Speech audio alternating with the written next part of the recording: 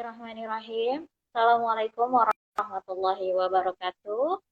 Selamat bergabung di acara Eagle Life RSU Al Fauzan, Jumat tanggal 2 April 2021 bersama saya, Ana.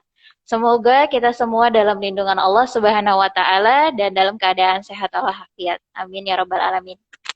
Bulan suci Ramadan akan segera tiba, maka dilema yang sering terjadi adalah pertanyaan-pertanyaan dari ibu hamil dan menyusui tentang menjalani saum Ramadan. Kita akan membahas tema kita kali ini yaitu ibu hamil dan menyusui bolehkah berpuasa? Kita akan membahas tuntas bersama dengan Dr. Prita sebagai dokter spesialis obstetri dan ginekologi di Rumah Sakit RSU Al Fauzan. Tanpa membuang waktu, langsung saja kita serahkan kepada Dr. Prita. Silakan, Dok. Assalamualaikum warahmatullahi wabarakatuh. Waalaikumsalam warahmatullahi wabarakatuh. Alhamdulillah, tidak terasa, insya Allah nggak sampai 2 pekan lagi kita sudah memasuki bulan Ramadan. Kalau sebelumnya saya selalu membuat tanya jawab di Instagram Story yang dijawab hanya sepihak, maka kali ini kami ingin mencoba lebih interaktif dengan live begini ya. Nah, silahkan karena waktunya hanya singkat. Mungkin ada dari bidan Ana terlebih dahulu, apa sih yang sering menjadi masalah di kalangan ibu-ibu? Iya, Dok. Baik, Dok. Mungkin pertanyaan yang pertama untuk membuka wacana ya, Dok ya. Untuk ibu hamil, dokter, usia keberapa, hamil usia keberapa pekan yang bisa untuk melakukan puasa? Ya, jadi ini pertanyaan yang cukup banyak dijumpai atau ditanyakan oleh para ibu hamil. Kelihatannya memang para ibu ini sangat semangat ya untuk berpuasa. Jadi baru positif gitu sudah ingin sekali berpuasa atau dalam kondisi badannya sedang mual, muntah, lemas, tapi ingin berpuasa juga. Jadi kalau kita lihat dari usia kehamilan 9 bulan itu kan dibagi menjadi 3 ya.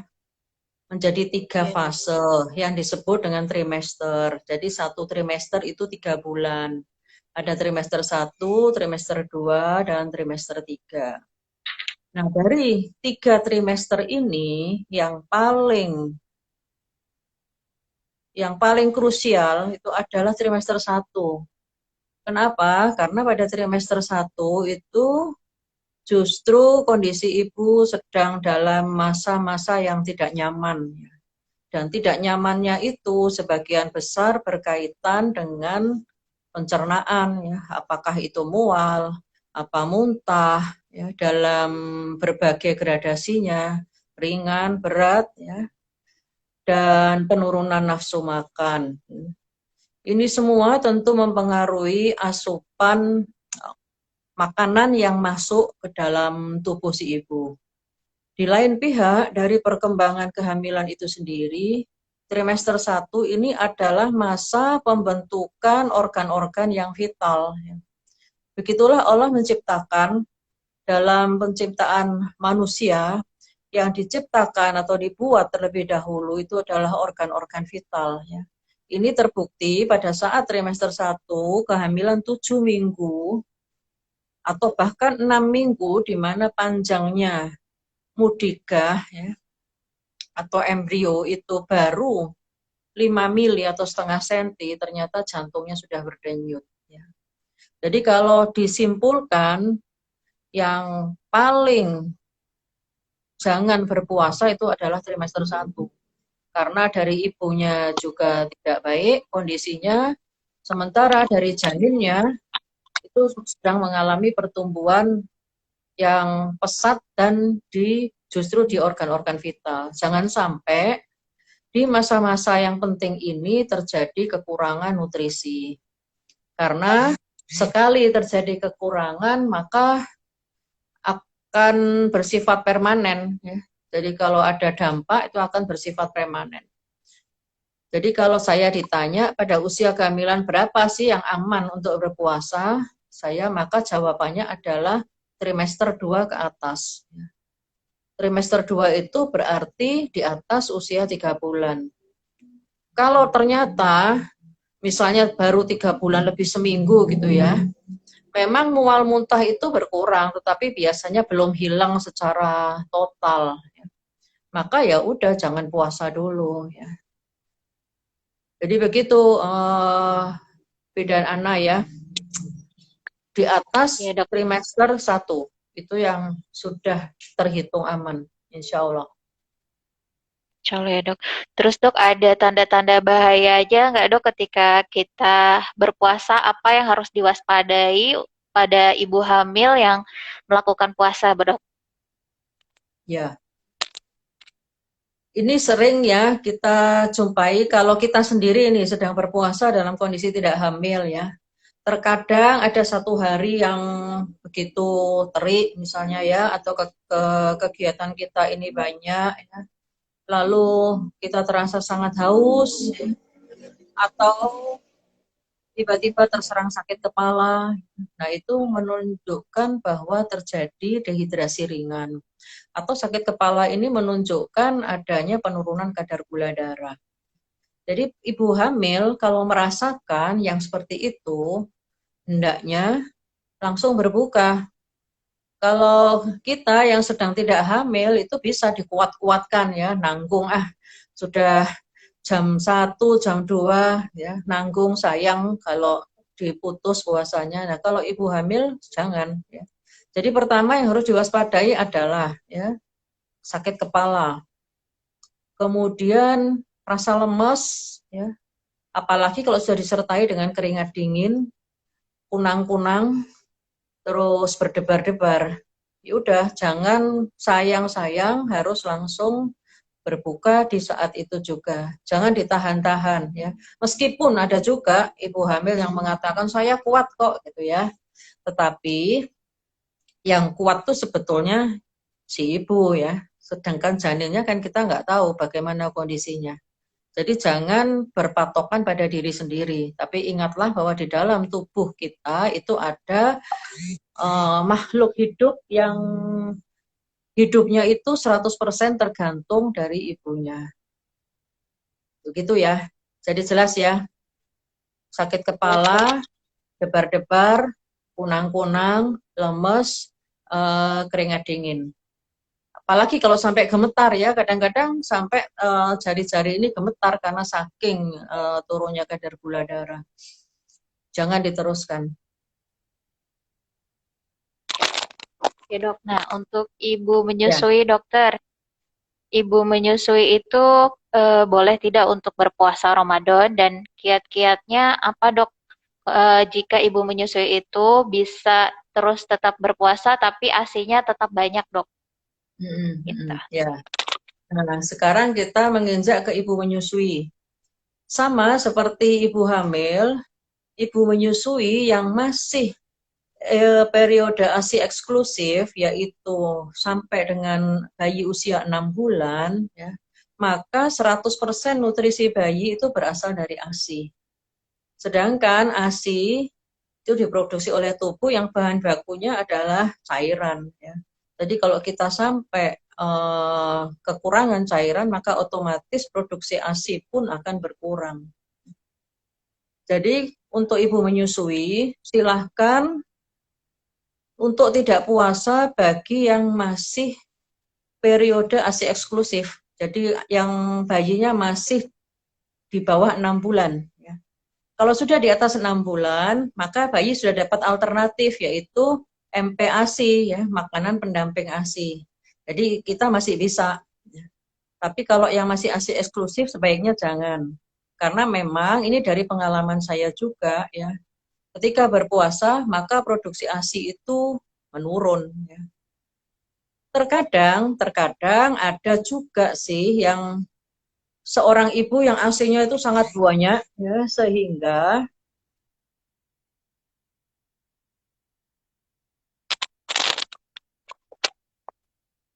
Jaringan Dokter Prita sepertinya sedang bermasalah.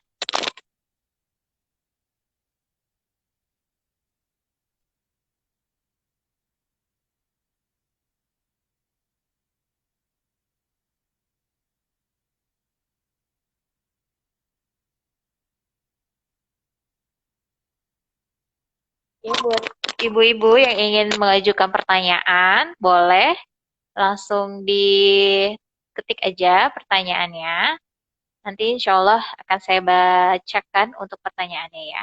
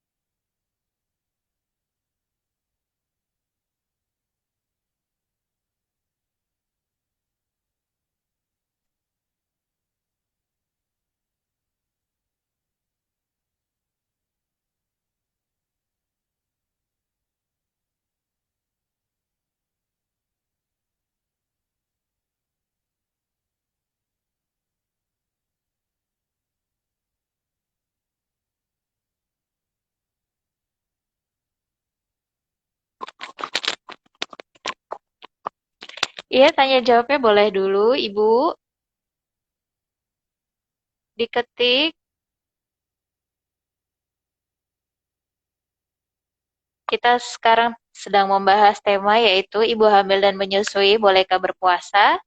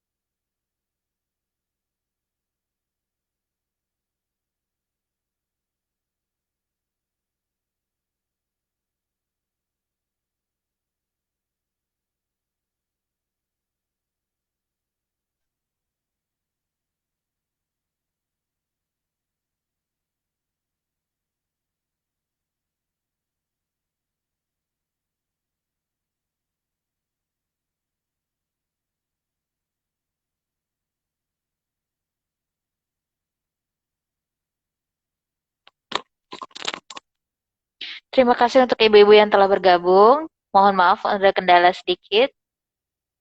Ya, baik, ada pertanyaan yang bisa diketik. Saya masih mencoba menghubungkan dengan Dokter Prita.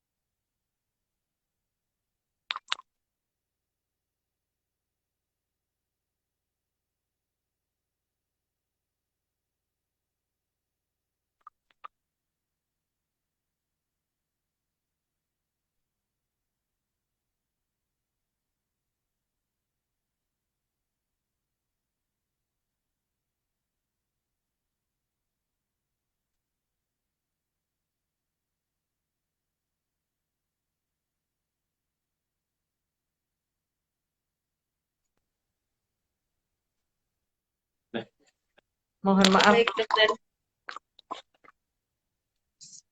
Silakan dilanjut, ada dokter. pertanyaan. Sudah Mohon ada, maaf ya. dok. Ya, Ini, dok, ada pertanyaan dari Ulat Bulu. Adakah manfaat berpuasa sendiri untuk ibu hamil, dokter? ya, alhamdulillah. Mbak Ulat Bulu, terima kasih. Ya. Sebetulnya untuk berpuasa untuk ibu hamil, ya berarti secara syar'i ibu hamil pun mendapatkan pahala-pahala sesuai dengan yang dijanjikan Allah. Jadi puasa secara ibadah. Untuk kesehatan, ibu hamil pun mendapatkan manfaat puasa dalam kesehatan sama ya. Bahkan untuk ibu-ibu yang mengalami peningkatan berat badan yang berlebihan di saat hamil, ya, ini menjadi suatu cara yang baik untuk mengendalikan. Kita tahu kalau ibu hamil ini peningkatan berat badannya berlebihan, maka sebetulnya itu akan merugikan, ya, merugikan diri sendiri. Di samping juga pastinya ada dampak untuk bayi yang sedang di dalam rahim. Jadi tetap ada. Ya. Seperti itu yang bisa saya berikan. Baik, dok. Dokter, adakah lagi kriteria, dok, yang boleh berpuasa atau tidak saat hamil dan menyusui selain yang tadi di dokter sampaikan? Ya. Jadi kalau hamil tadi kan memang baru dibicarakan tentang usia yang aman ya. Usia yang Iya, dok. aman itu di atas trimester 1, jadi trimester 2 ke atas. Akan tetapi tidak hanya syarat usia kehamilan saja, tentunya kita harus melihat macam-macam juga ya. Yang pertama, berat badan ibu hamil ya. Berat badan ibu hamil itu dilihat dari indeks massa tubuh ya. Kalau indeks massa tubuhnya normal ya, dan perolehan berat badan, peningkatan berat badan selama hamil itu juga normal, ya, maka itu memenuhi syarat. Akan tetapi kalau indeks massa tubuhnya rendah, ya, silahkan nanti dicari bagaimana cara menghitung indeks massa tubuh dan normal indeks massa tubuh itu adalah 18 di angka 18 sampai 25 ya. Kalau si ibu ini sangat kurus ya, karena di zaman sekarang ini masih banyak dijumpai ibu hamil dengan berat badan 40 kilo, bahkan di bawah itu. Itu tentu saja kalau dihitung indeks massa tubuhnya rendah sekali ya, dan ini yang namanya underweight atau undernutrition ya. Nah, kalau yang seperti ini ya sebaiknya jangan berpuasa, meskipun secara usia kehamilan itu aman. Lalu ada lagi anemia.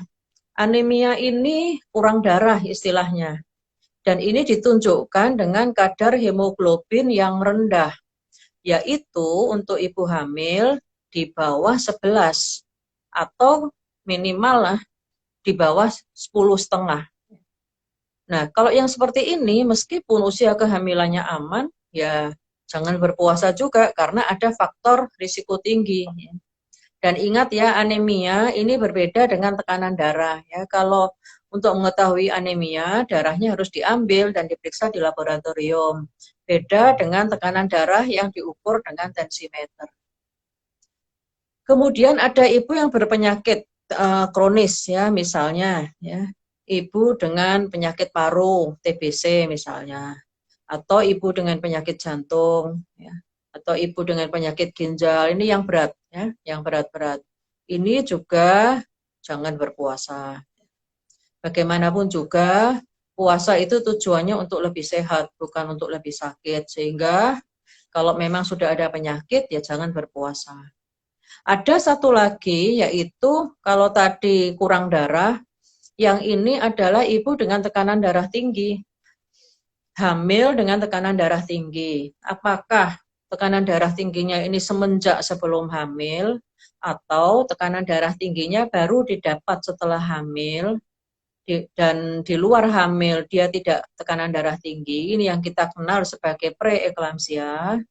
Maka dalam kondisi preeklamsia ini akan terjadi gangguan suplai nutrisi dari ibu ke bayi karena disebabkan adanya vasokonstriksi atau penyempitan pembuluh darah ya, di uteroplasenta ya. Jadi pembuluh darah yang menghubungkan antara ibu dan janin ya, pembuluh darah yang berada di rahim dan nyambung ke plasenta atau ari-ari. Ini terjadi penyempitan dan ini ditandai dengan berat badan bayinya itu di bawah standar. Kalau yang terjadi begitu, ya berarti jangan berpuasa. Itu tadi dari bayi, dari ibu.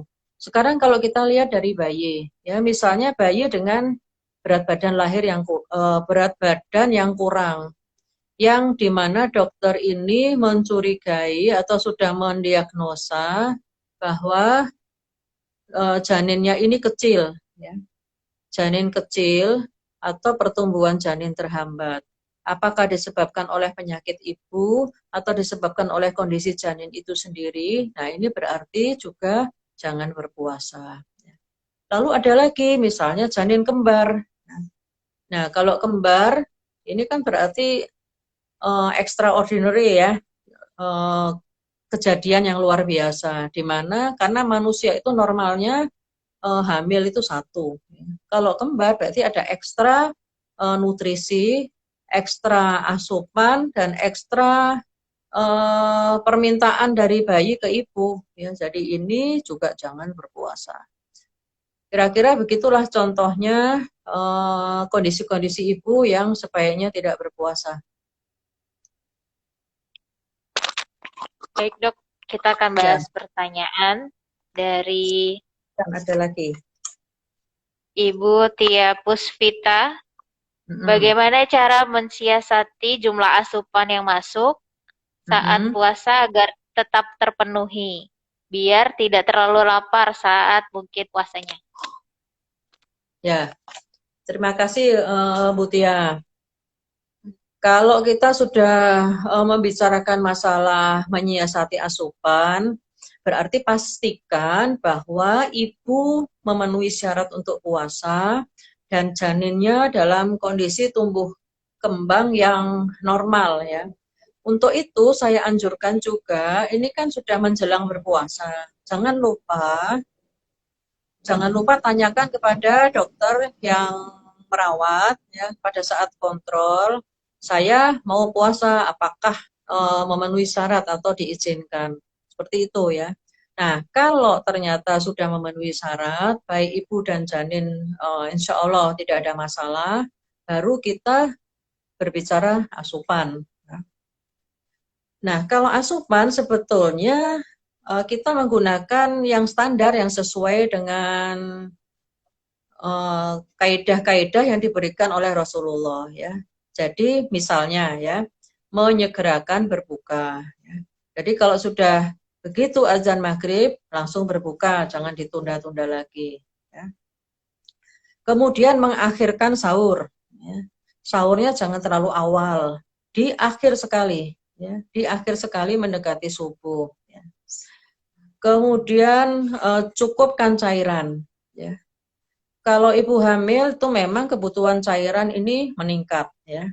Jadi pesan saya, karena kita berpuasa itu 14 jam, kemudian sehari itu kan 24 jam, 14 jamnya puasa, berarti yang tidak puasa 10 jam, tetapi ada masa tidur ya.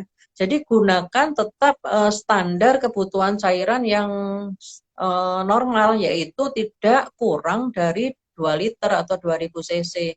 Dan itu dipenuhin di malam hari itu ya. Jadi ini memang benar-benar harus mengupayakan ya si ibu. Demikian juga ini berlaku untuk ibu menyusui. Ya. Berlaku untuk ibu menyusui tentang kecukupan cairan. Kalau biasanya 2 liter itu dibagi dalam 24 jam, maka sekarang 2 liter dibagi dalam waktu 10 jam saja. Ya. Silahkan nanti bagaimana caranya. Ya. Masing-masing tentu punya cara sendiri, yang penting standarnya seperti itu. Kemudian makanan. Ya. Berbuka itu jangan langsung dengan makanan yang banyak sekali. Ya, karena itu sudah betul anjuran Rasulullah. Ya, kita ikutin saja, yaitu berbuka ini yang istilahnya dengan takjil ya, makanan kecil ya. Dan sebetulnya yang kita ini kan sudah dibombardir dengan iklan ya, berbukalah dengan yang manis gitu ya, maka semua yang manis-manis ada di meja makan. Sebetulnya aslinya berbukalah dengan yang manis itu manis yang tidak dimasak di atas api ya. Kalau kolak kan di atas api, dimasak di atas api ya. Jadi sebetulnya bukan itu, manisnya buah ya. Itu yang dianjurkan. Dengan demikian, maka tidak terjadi pelonjakan gula darah. Kalau selama seharian itu gula darahnya turun, begitu berbuka, langsung kita makan semua yang ada di meja makan, ya otomatis terjadi pelonjakan gula darah, dan ini yang tidak baik untuk tubuh. Ya. Terus yang sahur ya. Sahur itu diakhirkan, jangan lupa kecukupan cairan ya, dan memang protein hewani atau daging-dagingan, karena daging-dagingan ini memberikan rasa kenyang yang lebih lama, gitu. Ya. Jadi saya kira itu saran atau kiat-kiat. Oh iya, jangan lupa kan hamil tuh ada suplemen ya, suplemen kalsium dan suplemen zat besi. Nah itu tetap harus dikonsumsi, ya. Jadi konsumsinya di malam hari. Demikian Mbak Ana. Ya dokter, ini ada lagi pertanyaan dari Wi Azahra. Apakah ada pengaruhnya anak yang diare ketika ibu menyusui berpuasa?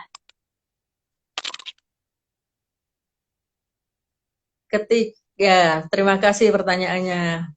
Mungkin ini kalau anaknya diare mungkin lebih tepat dijawab oleh dokter anak nih, seperti ini ya. Nah, anak diare, tentu saja penyebab diare itu kan banyak. Tetapi yang paling sering itu adalah virus ya. Dan ada juga penyebab diare yang disebabkan oleh malabsorpsi ya. Jadi apa? Ini yang kalau istilah awam, istilah dewasa itu salah makan ya. Nah, sekarang kenapa kalau ibunya puasa, anaknya diare? Tentu saja kita harus mencari dulu, nggak serta-merta menghubungkan antara puasa dan diare. Betulkah diare ini karena puasa? Jadi dianalisa dulu ya. Ini tentunya ibu yang berpuasa di saat menyusui tentunya seperti syarat yang tadi sudah saya katakan di awal, si anak sudah mendapatkan MPASI ya. Jadi kalau ASI eksklusif jangan puasa. Kalau anak sudah dapat MPASI, otomatis dia sudah dapat makanan. Ya. Karena itu yang perlu dievaluasi terlebih dahulu ketika anak diare adalah makanan anak. Susu, kalau diberikan susu formula, susunya. Dan juga kebersihan alat-alat makan dan higienitas pada saat pengolahan MPASI. Ya. Nah, itu dulu yang dievaluasi. Kemudian baru evaluasi kedua, ya. Apakah ada kaitannya dengan makanan ibu? Kita di Indonesia ini punya kebiasaan kalau puasa itu mengada-adakan makanan yang sehari-harinya nggak pernah jarang kita makan karena bulan Ramadan maka disediakan. Nah, itu juga perlu dievaluasi apakah kira-kira ada hubungannya dengan itu ya. Atau jangan sampai terjadi yang begini. Tadinya pakai ASI tapi karena ibunya mau puasa, ASINya berkurang, maka anaknya dikasih susu formula. Nah, diarenya karena susu formula itu. Jadi banyak yang harus dievaluasi.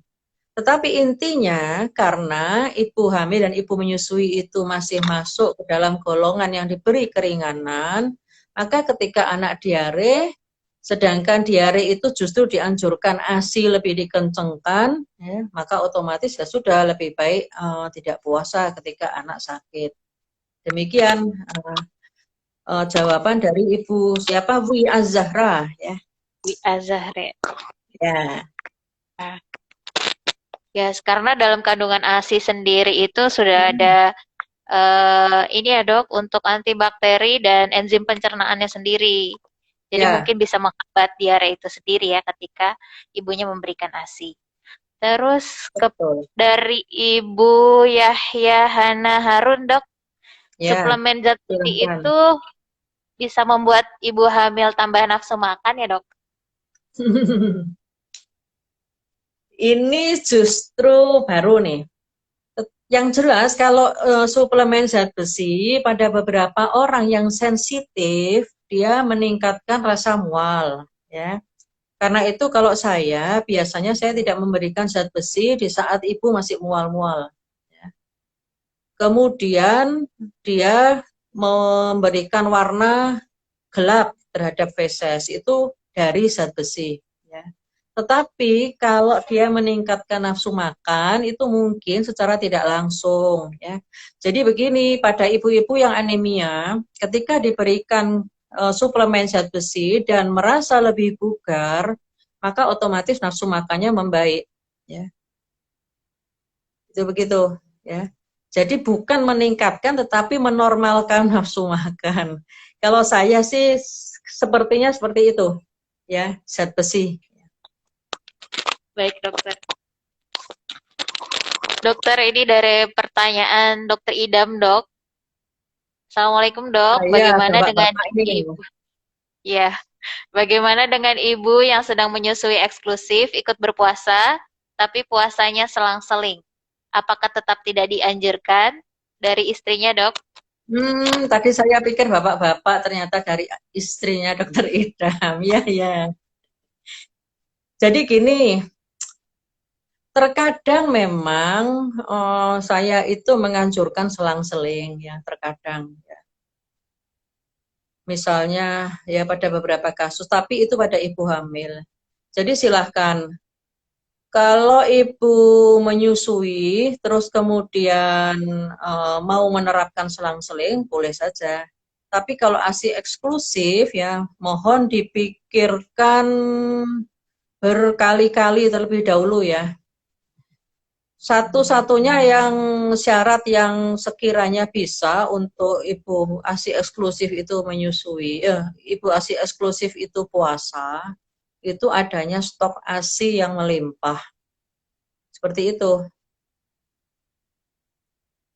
Kalau stok ASI-nya banyak, boleh dicoba.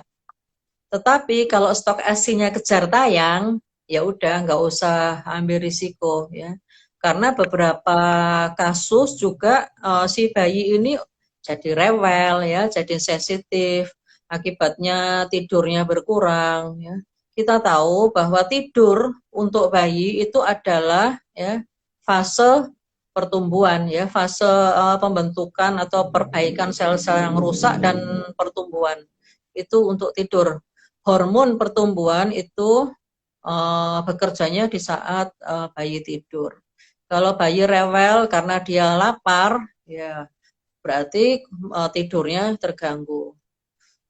Jadi seperti itu dari istrinya Dokter Idam. Ya, terima kasih atas pertanyaannya. Salam untuk Dokter Idam.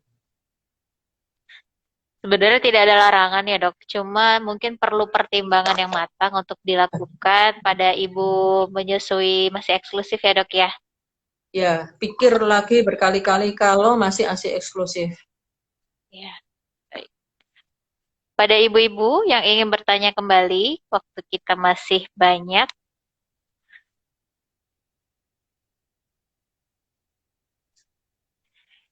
yang mau bertanya bisa Ini ada diketik lagi nih kembali untuk siapa? ibu-ibu.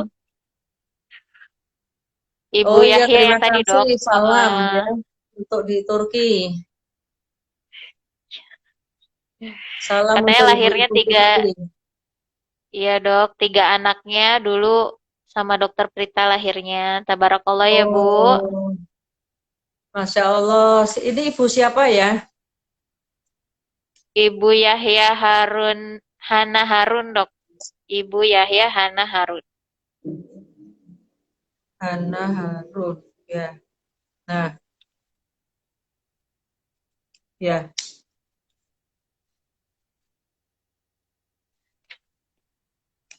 Nah, Buat ibu-ibu yang ingin mungkin bertanya, iya kembali. ya, sambil menunggu pertanyaan ya.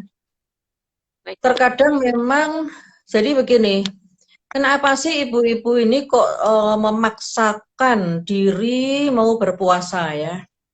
Memaksakan diri mau berpuasa. Saya itu selalu bertanya, ya, benar enggak sih ya? Benar enggak sih benar-benar memang mau ibadah ya? Iseng ini nanya ya, tapi ternyata ya, ternyata mereka itu kebanyakan males mengganti puasanya. Nah, ini yang harus diluruskan ya. Jadi memaksakan diri berpuasa karena males nanti mengkodok puasa sendirian, nggak ada temannya ya. Dan kita tahu bahwa suasana berpuasa itu kan khas ya, spesifik ya, tidak bisa kita temui di hari-hari lain.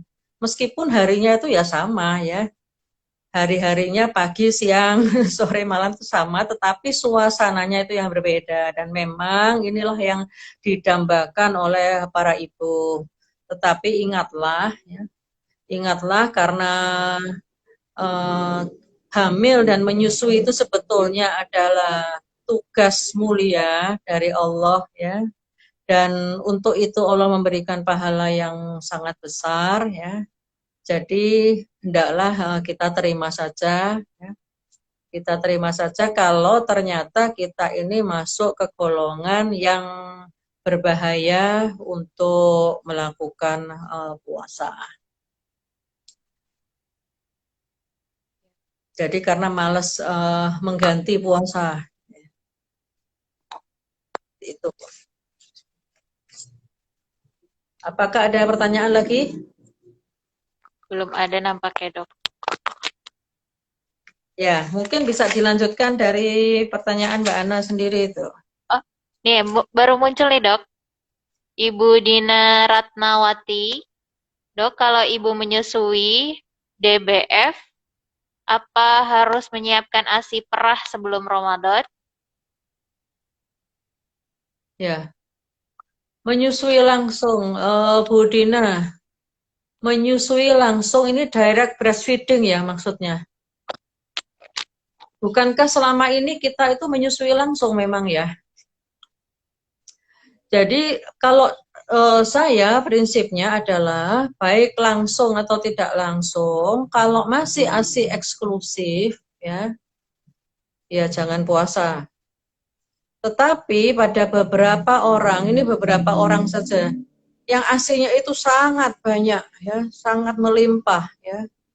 Dari satu payudara saja itu bisa lebih dari 100 cc ketika diperah.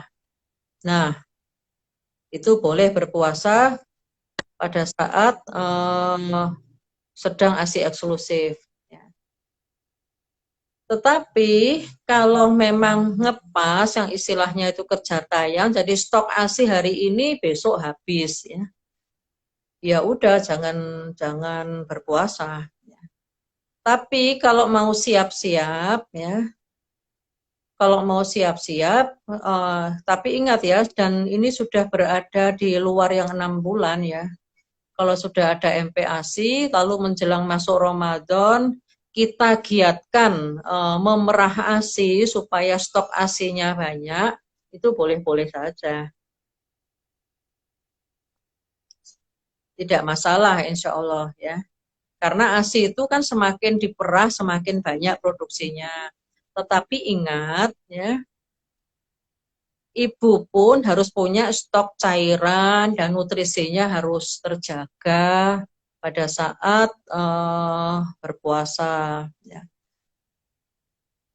Dan saya ingatkan juga untuk para ibu supaya tetap minum susu dan mengonsumsi suplemen di saat menyusui. Ya. Karena kebutuhan menyusui itu ternyata lebih besar dibandingkan kebutuhan hamil. Ya. Selama ini kan kita itu beranggapan ya kebutuhan hamil itu meningkat. Dan ketika bayinya lahir, nah selesailah tugasku untuk mengonsumsi macam-macam suplemen itu. Selesailah tugasku untuk minum susu yang nggak enak itu ya. Nah ternyata tidak.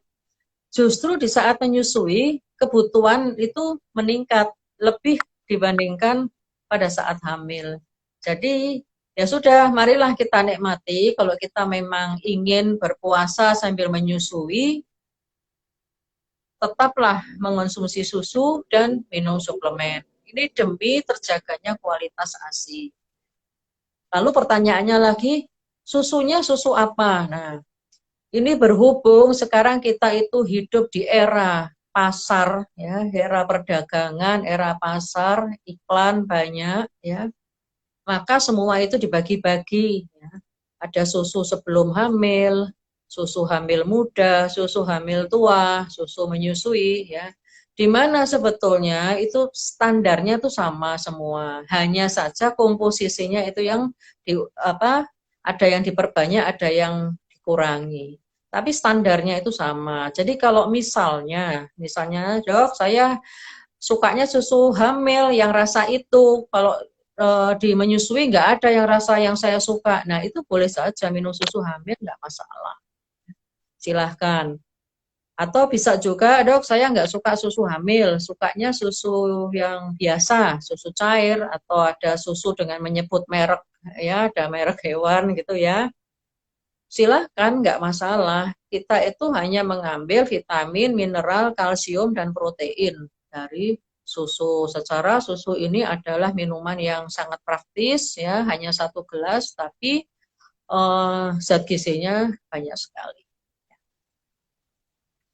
Jadi itu silahkan mempersiapkan dengan memerah lebih banyak, melakukan stok penyimpanan yang lebih banyak lagi untuk menghadapi bulan Ramadan.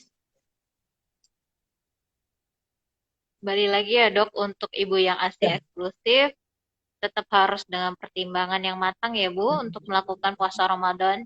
Karena bayinya lebih butuh ASI ibunya langsung gitu ya. Ya dokter, Oh iya, mungkin ada satu Ana lagi, satu lagi. Eh, ada yang seorang ibu yang jarak kehamilannya ini sangat dekat, ya. Sehingga ketika hamil, kakak si bayi, kakak janin itu sedang menyusu, ya. Jadi ketika si ibu hamil, kakaknya ini belum 2 tahun sehingga masih menyusu dan belum disape. Nah, untuk yang kondisi begini, meskipun usia kehamilannya sudah lewat trimester 1, tetap jangan puasa ya, karena si ibu ini menghidupi 3 orang ya, menghidupi dirinya sendiri, menghidupi kakak, anak kakak ya, kakaknya janin, dan menghidupi si janin itu ya. Tapi juga jangan menyape si kakak gara-gara ibunya pengen puasa, apalagi kalau kakak ini belum berusia 2 tahun. Dia itu masih berhak ya, masih berhak menyusu sampai usia 2 tahun, 24 bulan atau 21 bulan. Tapi kalau sudah 24 bulan atau 21 bulan lalu mau disape, silakan, nggak masalah. Tapi kalau belum, saya anjurkan sih tetap saja menyusu ya. Itu tambahan dari saya ya. masih ada waktu 12 menit lagi untuk ibu-ibu yang mau bertanya silahkan diketik. Mungkin saya baca sedikit ini dok, bentar dok. Oh iya amin ibu. Eh Waalaikumsalam warahmatullahi wabarakatuh. Ringkasannya dulu ya dok ya, mungkin yang baru bergabung biar ada bayangan. Ya, Ya, ibu hamil dan menyusui bolehkah berpuasa? Untuk ibu hamil, kita akan bahas ibu hamil. Ibu hamil itu dibolehkan untuk berpuasa setelah lewat dari trimester pertama, yaitu usia kehamilan 12 minggu. Karena pertumbuhan janin pada trimester pertama sangat-sangat krusial atau sangat vital. Jadi, sebaiknya tidak melakukan puasa pada keadaan trimester pertama, ya. Apabila memang sudah aman melakukan berpuasa, maka kondisi yang harus segera berbuka puasa atau membatalkan puasanya jika terdapat keluhan seperti sakit kepala, lemas, keringat dingin, berdebar-debar, seperti itu ya. Kemudian keadaan ibu yang tidak kriteria lain yang tidak membolehkan ibu hamil untuk berpuasa yaitu ketika IMT-nya di bawah standar, yaitu IMT standar 18 sampai 25 dan ibu yang mengalami anemia yaitu HB yang kurang dari 11 untuk ibu hamil minimal 10,5. Jadi perlu untuk cek HB dulu. Memang di trimester 1 ini ada check up untuk screening kehamilan ya. Terus berpenyakit kronis jantung dan ginjal, serta hipertensi pada kehamilan atau sebelum kehamilan memang sudah ada hipertensi. Seperti itu. Untuk ibu yang menyusui, ketika bayinya masih menyusui ASI eksklusif, maka dianjurkan untuk tidak berpuasa karena bayinya lebih penting untuk mendapatkan susu ibunya saat melakukan ASI eksklusif. Seperti itu ya dok. Dan susu dan suplemen juga harus tetap diminum untuk ibu yang menyusui karena kebutuhan ibu menyusui itu ternyata lebih banyak dibanding ibu-ibu hamil. Seperti itu ya. Untuk ibu-ibu lain boleh bertanya ini ada kembali. satu pertanyaan nih. Ya dokter, dari Ibu Puspita. Puspita Asti. Apakah benar jika anak sudah di atas 1 tahun, komposisi ASI sudah tidak bagus ketika di bawah 6 bulan? Dan suplemen apa yang bagus untuk ibu menyusui? Ya, Waalaikumsalam warahmatullahi wabarakatuh, Bu Puspita ya. Jadi komposisi ASI itu memang memang tidak sama ya, mengikuti pertumbuhan anak. Akan tetapi ini bukan berarti bagus dan tidak bagus, ya. Semua bagus. tetapi disesuaikan dengan pertumbuhan anak. Jadi masih bagus Bu, karena menyusui itu kan sampai 2 tahun. Ya. Tapi kenapa kok ASI eksklusif anak di atas 6 bulan harus MPASI? Ya karena sudah tidak mencukupi lagi, tetapi kualitas itu pun masih bagus, ya masih sama. Ya. Nah, suplemennya apa? Sebetulnya suplemen pada saat hamil itu bisa diteruskan pada saat menyusui. Silahkan kalau mau meneruskan suplemen hamil. Dan tentu saja kalsium ya, itu tetap harus ya. Karena susu sendiri itu kan komposisinya kalsium. Jadi ketika ibu menyusui itu sebetulnya juga terjadi penyedotan kalsium secara besar-besaran ya sebagai bahan pembentuk ASI tersebut. Jadi silahkan menggunakan suplemen pada saat hamil. Ada satu lagi yang saya tambahkan nih Mbak Ana ya. Silakan dokter. Tidak jarang seorang ibu tadinya itu normal ya, standar ibu dan bayi normal, sehingga saya katakan silahkan kalau mau puasa. Akan tetapi pada kunjungan berikutnya ketika sudah menjalankan puasa 1 atau 2 pekan, terjadi penurunan berat badan. Nah, seperti ini harus kita cek berapa penurunan berat badannya. Batas turun berat badan yang masih bisa ditoleransi itu adalah 5% dari berat badan sebelumnya. Jadi misalnya berat badan sebelum puasa 60, ketika menjalankan puasa dapat 2 minggu, terus ditimbang lagi, beratnya turun 5 kilo menjadi 55, maka ini sudah melebihi 5%. Karena kalau 60 maksimal boleh turun adalah 3 kilo. Ketika dia turun lebih dari 3 kilo, maka itu sudah tanda bahwa jangan diteruskan lagi puasanya. Jadi mohon ketika menjalankan puasa pun tetap memantau ya, tetap memantau. Itu yang mau saya tambahkan karena tadi belum saya sebutkan. Iya dok. Baik dok. Ya dokter, mungkin bisa saya ambil kesimpulan untuk ibu yang hamil ya dok. Sebelum Ya, berpuasa, baiknya untuk konsultasi dulu dengan dokter kepercayaan Anda, bagaimana kondisinya sebelum berpuasa dan bagaimana janinnya ketika berpuasa akan baik-baik saja atau seperti apa gitu ya dok ya. ya.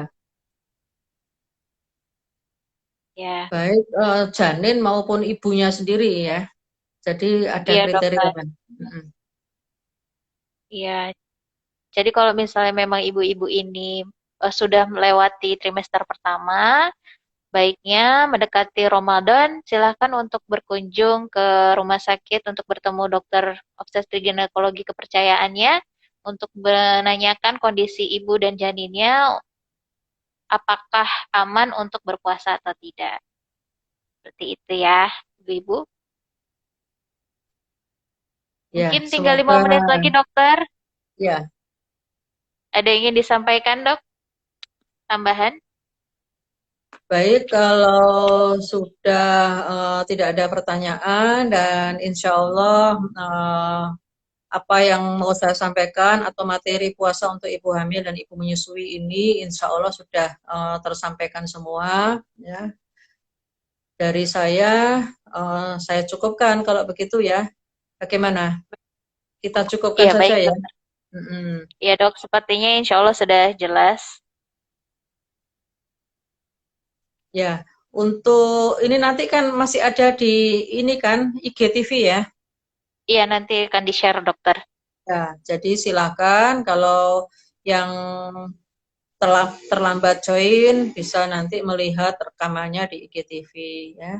Semoga kita selalu diberikan kesehatan dan disampaikan umur kita sampai ke bulan Ramadan dan semoga niat kita berpuasa tetap dijaga sebagai niat beribadah kepada Allah dan bukan yang lain. Dan ingatlah bahwa hamil dan menyusui itu adalah salah satu bentuk perjuangan kita ya yang oleh Allah pahalanya disetarakan dengan jihad di medan perang bagi orang laki. Jadi kita bersyukur, kita bangga bisa mengemban amanah Allah ini. Baik, Bentuk Dokter. dari rasa syukur itu adalah dengan memelihara fisik kita dan termasuk juga janin yang ada di dalam kandungan. Karena janin yang sehat itu lahir dari ibu yang sehat. Saya kembalikan kepada hostnya yaitu Mbak Ana dari Rumah Sakit Al Fauzan. Silahkan ditutup atau mau menyampaikan pesan-pesan. Mungkin Terima kita kasih cukupkan Ibu-ibu saja yang ya, sudah Dok. bergabung ya. Iya. Semoga tema kali ini bisa menjawab dilema ibu-ibu hamil dan menyusui untuk menghadapi bulan puasa Ramadan dan menyiapkan kembali hati-hati kita untuk persiapannya. Semoga amalan Ramadan kita diterima Allah Subhanahu wa taala. Amin. Amin, Dan amin ya rabbal ya, alamin. ilmu ini atau sampai yang disampaikan oleh Dokter Prita bisa bermanfaat untuk diri sendiri ataupun untuk keluarga di rumah. Mungkin kita tutup saja ya, Dok, dengan bacaan Ya, hamdalah. alhamdulillah. Alhamdulillahirrabbilalamin. Dan doa kafaratul majelis. Subhanakallahumma wa bihamdika. Subhanakallahumma wa bihamdika asyhadu Asyhadu alla alla ilaha illa anta. Astagfiruka wa atubu ilaik. Terima kasih kepada ibu-ibu di rumah. Semoga dalam keadaan sehat dan dalam lindungan Allah Subhanahu wa taala. Terima Wassalamualaikum kasih, warahmatullahi Mbak. wabarakatuh. Terima kasih. Terima kasih, Assalamualaikum. dokter.